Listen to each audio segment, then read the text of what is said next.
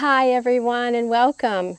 If you're new here, my name is Bobby and you're watching Gardening on Taylor Mountain. I really appreciate you being here. If you've been with me for a while, thank you so much. I appreciate you all so very much and I appreciate your support.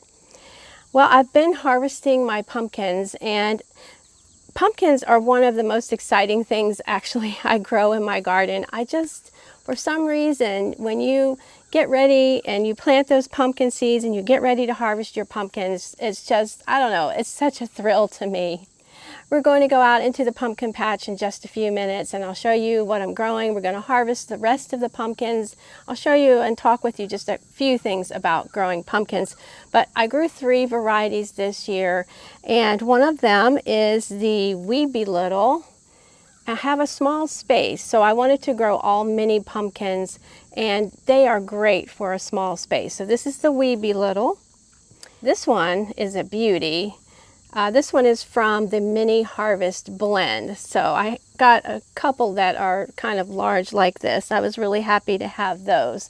And then I grew Hooligan. These are from the Hooligan variety. So just so happy to have these. This is the only one that I got like this from the Mini Harvest blend. Isn't she pretty? Isn't that pretty? Oh gosh, I love it. I wish I had a few more of these, but anyway. And then the white ones are from the Mini Harvest blend. You can see the amount that I've harvested, and I've also given away a couple of bags of pumpkins. So I'm really excited to have the pumpkins. Let's head out to the pumpkin patch and we'll talk a little bit more about how, when, and so forth to harvest your pumpkins. Okay, so here we are in my little pumpkin patch, and it's not a very big area. It's probably like 10 by 15, so small area.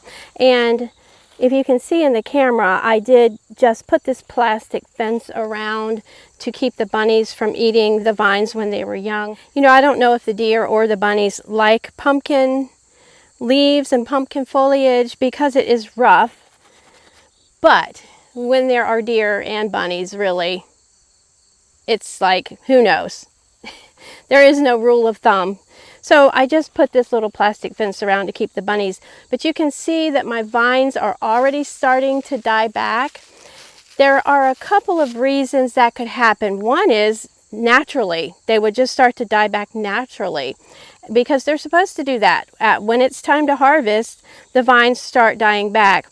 Another reason could be too much moisture, too much rain, which we have had. In my case, I'm pretty sure it's just because they're ready to harvest.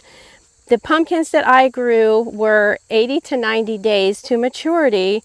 However, we sowed these seeds, direct sowed these seeds. My oldest grandson did. He direct sowed these seeds for me on June the 29th, and I started harvesting my big harvest on September the 4th, just a few days ago. So that's just a little over 60 days. So these pumpkins were really happy where they are. And I have them growing on trellises here. I have 2 just A-frame trellises. It's a big help when you're growing any kind of squashes, any kind of pumpkins, or any cucumbers, anything, just to keep them up off the ground. So back to some of the issues that could cause your vines to die back. Another issue would be the squash vine borer. But I've really inspected these and I have no sign of the squash vine borer. Another nemesis, of course, is the squash bug. Now, early on, what I did was I sprayed, when they were little, I sprayed my vines in the new growth with Captain Jack's tomato and vegetable spray. If you've heard me talk before about any spaces in my garden, you know that I don't like to spray. I don't spray anything in my cut flower garden. And I did see some evidence of the squash bug on one of the leaves, which I removed the leaves, I destroyed the eggs, and I just took that leaf off. So as a preventative, I sprayed with the Captain Jack's, it's an organic spray, tomato and vegetable. After I saw the vines starting to flower, no more spray. Because that's when your bees will start pollinating the flowers and things like that. No more spraying. So I did no more spraying at that point. If you have the squash vine borer, you would see evidence of like little sawdust, and you'll see the vines, they'll be mushy and they'll be sawdust-like material where the squash vine borer has been boring up into the vines, and that will kill your vines. But I don't have any evidence of that. So this is just normal dying back of my vine. I still have a few flowers left on the vine, so technically I could leave them and get a few more pumpkins, but we're going to go ahead and harvest what we have here, and we're going to pull the vines out. I am getting ready to turn this area over for, I have 4 new raised beds coming today. I've got to get them put together. I've got to go and pick up the soil and compost mixture and get them ready because I need to sow my fall sown cool flower seeds in these new beds. So it's all kind of a quick turnover. So that's why I'm maybe taking up these vines a little bit sooner than I normally would.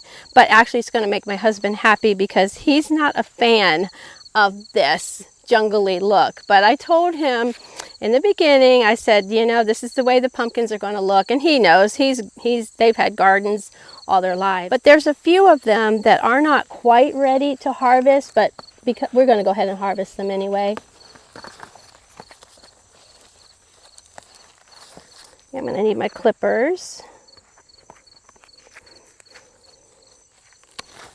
So you want to leave as much stem as you can when you're harvesting your pumpkins. That keeps your pumpkin actually from rotting more quickly. When you're harvesting your pumpkins, a couple of ways to know that they are actually ready to harvest. One sign is the vine dieback. Another sign would be the vine actually on the pumpkin starting to turn a little bit brown and right where the pumpkin is. But another really good test is just to take your fingernail, and if you can dent your pumpkin, which I can dent this one, but because we're tearing out all of these vines, this one normally I would not harvest because it would actually turn more orange.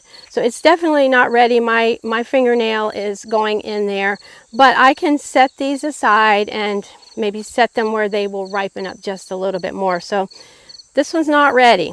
I do have some over here that are actually ready, and usually you don't even need your clippers. You see that one came off really easily. So this one, I can't dent my fingernail in that at all. I can't make a dent in it. This one's ready. Here's another one here that looks like it's ready to harvest. Yes, that one just came off really easily. So that one's ready. These little white ones are ready.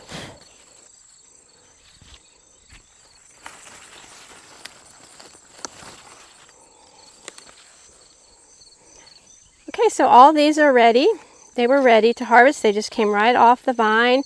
I left a little piece of vine so that they would not rot. You know, they would last a little longer.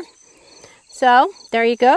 Probably really a good thing to always wear your gloves when you're harvesting pumpkins. I know that spiders and different things they like to harbor and hide in pumpkins, and so it's a good thing to wear your gloves. And I always wear boots. I'm just a boot person, so I don't want to be encountering any crawling critters in here while I'm in this pumpkin patch. You can see the vines over here still are producing flowers, and it makes me sad really to harvest and go ahead and remove these vines because there are bees still working. The good news is I have other things in the garden that the bees can feed on, so I'm happy about that. And normally, as I said, I would be leaving these, but because of my situation, I kind of have to go ahead and harvest the rest and take these vines out. But these definitely are not ready here. They're not wanting to come off the vine at all. So probably another week they would be ready, but they're not ready. I hope they will ripen up some for me. And that one came off the vine easily, and although it's not completely orange, it looks like it's ready. These are all edible varieties. You can cook with them.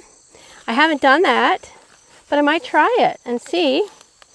I'll have to look it up and see what I can do with them. But anyway, I'm going to go ahead and harvest the rest of these. That one came off without me cutting it. And you might, when you're pulling your vines out, if they're not completely dried up, you might have to just start cutting, you know, if you have to remove your vines. But if you can, leave them, let them finish out their course. That's the best. But I'm really happy with the pumpkin harvest I got. That one came off easily without me having to cut it. it's going to take me a while to get all these vines out, get the rest of the pumpkins off. So I think once I'm all done and everything's cleared out, I'll come back, say goodbye, show you the cleared out space, because it's going to take a while. The video would be way too long. But let me show you how easily they pull out. My tag there. So the vines, I just basically made a little hole here, and I'll show you at the end. I'll explain that better at the end, what I did and how I actually prepared the ground for the vines here. I'll have to cut away the vines some off of the trellises, but they pull out of the ground really easily. As you can see, that's the main stalk right there, the main stem. Okay, well, I've got my gator right over here, so as I pull them out, I'm going to throw them over the fence, put them in the gator to take them up to my compost pile, and we will see you back here in a few minutes after I get everything cleaned out. I'm just going to insert this little part in. I don't have a microphone on or anything, but I should have said, I was looking when I was editing back, I should have said that even when your vines are done, squash vines, pumpkin vines, cucumber vines, any kind of vines, when they're done in your garden, go ahead and remove them. Don't let them overwinter, because they can harbor, if you did have some squash borers or squash bugs or any kind of bad bugs, over the winter, all of that debris can harbor those eggs, and just, yeah, you don't want to do that. So do make sure you clean out all of your vines and either put them in the compost pile if you don't have any bad bugs, or just do, you know, however you dispose of them or whatever you do. So just wanted to insert this little part in. So we're all done. It only took me about 20 minutes to get all the vines off. I still have some cleanup to do, but we got a pretty good harvest for our last and final harvest. A few of them, like I said, aren't quite ready or quite ripe yet, but that's okay. They probably will ripen up. So in this space, in order to kill the grass, I just laid down the greenhouse fabric, and then I just made this little border fence around it. I cut a slit, I had 6 hills here, and I cut a slit in the greenhouse fabric. Then I took my drill and auger, my power planter auger, and I auged the hole really good so that I could just loosen up the soil. Then I added a little bit of compost. Then my grandson, like I said, he planted the seeds in the trench method, which instead of the hilling them, he made a trench, and he planted 3 seeds per area, and they grew really well that way. I had never grown them that way. I've only done the hill method, where you hill up the soil and you mound it, and then you make a little divot in the top and you plant your seeds that way. I always plant 3 to 4 seeds per hill. But his way was great. I loved it. So I'm going to do that in the future, make the trench bigger and a little bit like a divot. I didn't say earlier that I am in zone 6B, so my first frost date is around October 23rd. So I knew that by planting them the end of June, I would have plenty of time, and you saw that I did. You know, even with the full maturity to 80 to 90 days, I would have had plenty of time to get my harvest. But other than that, I think I covered everything I know, which is not a ton, about growing pumpkins, but I've done it for a bit. When I was cleaning the vines out, I really didn't see any bad bug evidence. And these are the A-frame trellises. I got these from Lehman's, and I ordered them online a couple of years ago. So I anchored them down with some spikes here, and just so the wind wouldn't blow my vines and everything over, so they held up really well. I'm just excited to have pumpkins again this year, and I hope to grow them every year. Obviously, I won't be growing them in the same area because I'm going to be putting the 4 new beds here, but I have other spots, so hopefully that will work out for the future, because they just thrill me. I love pumpkins so much. I think next year I want to grow a little bit larger orange pumpkin, not the huge ones, but the next size up from the ones I did grow from the Weeby Littles.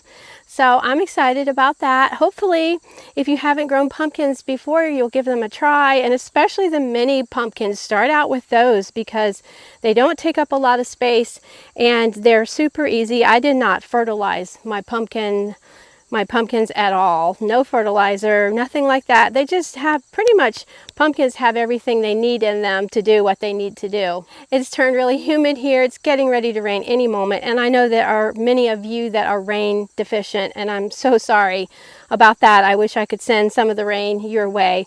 But we've had a lot of rain. That has not been the case for us this season. I appreciate you being here with me, and you're liking the video and subscribing if you haven't already. I love your comments. They're the best. Thank you so much for that. So until next time, friends, happy gardening. Bye-bye.